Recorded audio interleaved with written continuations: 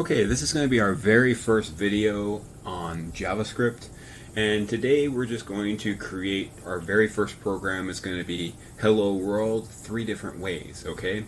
So when we're talking about JavaScript, you're most likely talking about JavaScript in the context of HTML. So you need an HTML kind of frame to place Java within. Okay, and so that's what we're going to do to start off with. And so our HTML frame, all we're going to do is we're going to type HTML, and then we're going to have a body tag.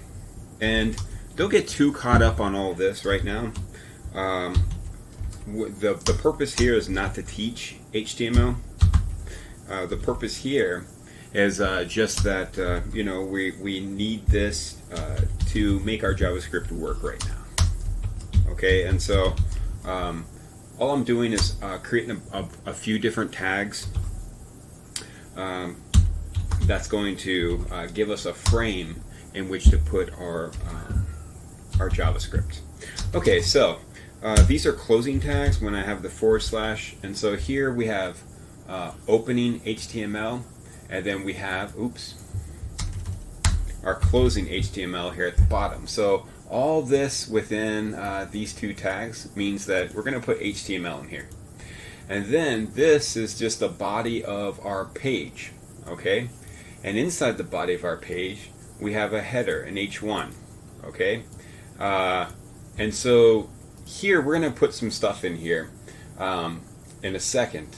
And then this script right here, this script is going to tell us, hey, this is where we want our JavaScript, okay?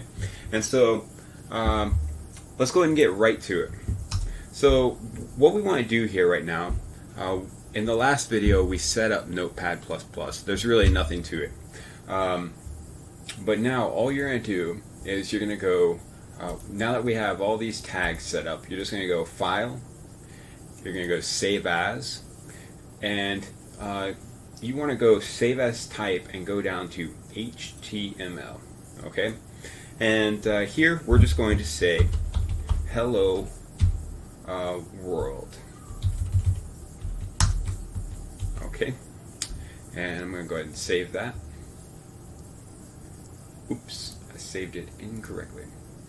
We want to save it as Hello World.html. Okay. And so, actually, sorry about that. I already had a Hello World pulled up, so I'm going to call mine Hello World 2.html. Okay, so now we have the styling of our tags, meaning that Notepad++ has recognized this as HTML, and it kind of makes things easier to read. And so now we're going to do our very first Hello World output. So the first one, we're just going to do an alert. So we're going to say alert, and we're going to say Hello World. Now, if you're not familiar with Hello World, basically Hello World is, it's a program that every programmer starts off with in their first language or second language or whatever, okay? Basically, it's how to get output to the screen, okay? That's all it really is. It could be hello anything or not hello at all, okay? As long as you're putting some kind of output to the screen, you know you're doing it right. And so here, we're going to do Hello World. Now, I already have it set up so that when it runs, that I can just hit Control-Shift-A and it pulls it up in a web page. Now, for you, let's go ahead and figure that out. So for you, if you go to Run and Modify Shortcut, what you're going to do is you're going to go to the main menu on the shortcut mapper, and down on number 5 you'll see Open and Default Viewer, okay? And so what you want to do here is you want to hit Modify, and what I have mine set up for is I click Control plus I click Shift, and then plus I put A, Okay, so when I hold down Control Shift and A, it's going to open it up, or this, it's going to open up this program in my default viewer, which is going to be Chrome. Okay, and so that's all that's doing there. And then what you want to do is hit OK, and then close it. All right, and so one thing you'll always have to do before you run any program is you're going to want to hit Control S. Okay, so what Control S is it just saves. Okay, if you're not saving your script, the browser doesn't know that you want to run this new code. It runs the old code that was saved prior. So Control S and then Control Shift A, and this is what we get. You see that this little alert box comes up and it says Hello World. Perfect. Okay, so what we want to do now is we want to go back to this, and I'm going to comment this out. And so when I comment something out, what that does is it says, hey, don't worry about this code. Don't worry about running this code to the browser. Okay, so the browser is not going to run my alert command anymore. And so what I want to do now is I want to do a console.log. Okay, so I'm going to say console.log, and I'm going to do a hello world there. Okay, so I did not mean to comment that out. I want that to run. So I'm going to hit Control S, Control Shift A, and now to see console.log, what I want to do is I want to right click on my screen and go to Inspect. And you can see there's a shortcut, Control Shift I.